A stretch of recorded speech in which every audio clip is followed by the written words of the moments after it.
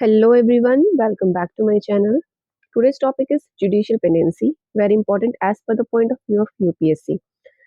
आपने ये वाला फ्रेज तो जरूर सुना होगा, justice delayed is justice denied. यानी कि अगर जस्टिस जो है उसे मिलने में डिले हो रहा है किसी भी तरीके से, तो वो एक तरीके से जस्टिस डिनाइड कहलाता है। तारीख पे तारीख, तारीख पे तारीख, ये वाला डायलॉग सनी देओल का बहुत ज्यादा मशहूर है और यही एप्लीकेबल होता है जुडिशियल पेंडेंसी इन इंडिया के लिए। तो चलिए देखते हैं क्या है जुडिशियल पेंडेंसी। ये इंडिकेट करता है deep structural challenges in legal system of India. Current status क्या है जुडिशियल पेंडेंसी का in India as per 2025 stats. Supreme court में 34 जजेस हैं, राइट। इसके अलावा 88,417 केसेस अगस्त 25 को नोटिस किए गए जो पेंडिंग थे। इनमें से हाई कोर्ट के ऊपर कितने केसेस पेंडिंग है? 63.3 लैक्स। 4.6 करोड़ जो है वो डिस्ट्रिक्ट एंड सबऑर्डिनेट कोर्ट्स के ऊपर पेंडिंग है। तो total pendency approximately 5 crore cases की है इन इंडिया। तो आप खुद सोचिए किस तरीके से लीगल सिस्टम जुडिशरी जो है वर्क कर रहा है। रीजन फॉर जुडिशियल पेंडेंसी देखते हैं हम पहले। हाई कोर्ट के ऊपर जो केसेस की पेंडेंसी है उसके रीजन क्या है? इसका एक शॉर्ट फॉर्म है लैक, आप इससे मेमोराइज कर सकते हैं। एल से है लो जज टू पॉपुलेशन रेशियो। इसका क्या मतलब है? As per the Law Commission recommendation of 1987 ये रिकमेंड किया गया था कि पर 1 मिलियन पॉपुलेशन पे 50 हाई कोर्ट जजेस होने चाहिए, करेक्ट, ताकि जो केसेस है उन्हें ठीक तरीके से टैकल करके रिजॉल्व किया जा सके टाइमली। बट एट करंट क्या सिनेरियो है? 50 की जगह पे 15 जजेस हैं पर 1 मिलियन पॉपुलेशन, जो कि बहुत कम है कंपेयर टू 50 जो कि सजेस्ट किया गया था। तो आप खुद देखिए कि 50-15 में कितना डिफरेंस है और कितने ही केसेस को टैकल कर पाएंगे ये जजेस। नेक्स्ट है ए। ये इंडिकेट करता है absence of effective ADR. ADR होता है alternative dispute resolution.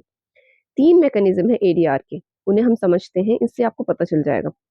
मेडिएशन, arbitration and conciliation. अब ये तीनों क्या है? ऐसा रेकमेंड किया गया था कि अगर कोर्ट जो है वो केसेस को रिजॉल्व नहीं कर पा रहे तो कोई थर्ड पार्टी या फिर प्राइवेट पार्टी जो है उसे हायर किया जाए जो कि हेल्प करे केसेस को रिजॉल्व करने में। उसके लिए 3 मैकेनिज्म चलाए गए थे। फर्स्ट है आर्बिट्रेशन। इसके अंदर एक मॉडरेटर रहता है जो कि न्यूट्रल रहता है, सिमिलर टू जजेस, आप ऐसा रख लीजिए। या फिर किसी खेल के मैदान में आप कुछ गेम खेल रहे हो तो वहां पे जजेस रेफरी होते हैं, राइट। तो हम जज का एग्जाम्पल लेते हैं। अब ये सब के सब जो होते हैं वो प्राइवेट ऑर्गेनाइजेशन जो है वही इन्हें टैकल करती है।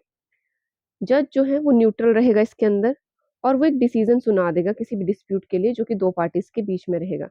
वो दोनों पार्टीज उस पर्टिकुलर डिसीजन को मानने के लिए बाइंड होंगी, उन्हें मानना पड़ेगा decision privately, right. Next is मेडिएशन। मेडिएशन का मतलब ये है कि इनफॉर्मल होता है, ये फोकस करता है ओपन कम्युनिकेशन के ऊपर। इसमें जो मेडिएटर रहेगा, जिस तरीके से मैंने जज का एग्जांपल दिया, वो गाइड करेगा डिस्कशन को, पार्टीज को ये बताएगा कि उनके पास क्या क्या ऑप्शंस हैं उस पर्टिकुलर डिस्प्यूट को रिजॉल्व करने के, ठीक है। बट कोई सॉल्यूशन नहीं देगा कि आपको यही करना पड़ेगा इस पर्टिकुलर डिस्प्यूट को रिजॉल्व करने के लिए। एग्जाम्पल मैं आपको देती हूँ। जैसे कोई एक्सीडेंट हो जाता है, रोड एक्सीडेंट, किसी एक पार्टी ने दूसरी पार्टी की कार का बहुत ज्यादा डैमेज कर दिया, राइट। बट किसी की जान मान की हानि नहीं हुई उसमें। तो ऐसा कोई भी थर्ड पर्सन आके ऐसा बोल देगा कि आप ऐसा कीजिए कि पैसे ले दे के इस केस को रफा दफा कर दीजिए ताकि आपको कोर्ट तक ना जाना पड़े। तो ये हो जाएगा एक तरीके से मेडिएशन।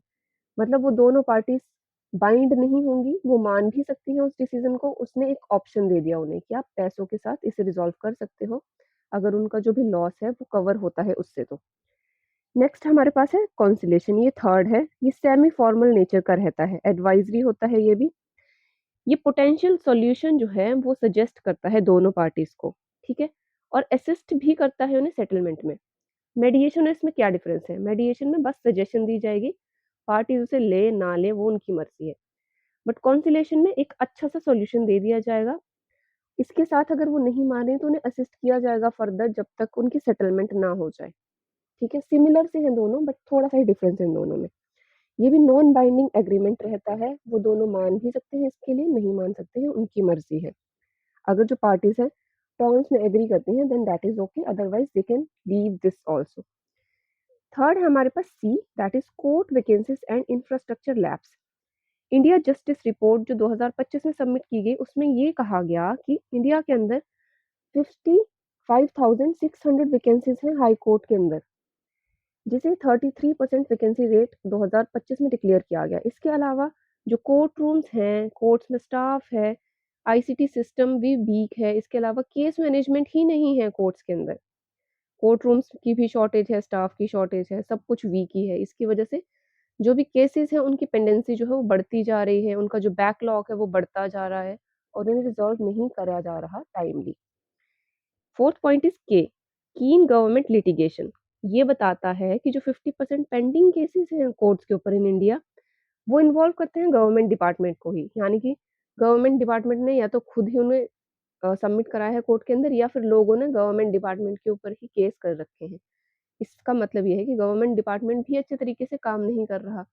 इसीलिए तो फोर्थ पॉइंट जो है वो अराइज हुआ, गवर्नमेंट लिटिगेशन। सुप्रीम कोर्ट ने ही गवर्नमेंट के ऊपर ये लगाया था आरोप कि 50% पेंडिंग केसेस जो है वो सरकार आपकी तरफ से ही आते हैं, गवर्नमेंट सेक्टर की तरफ से ही।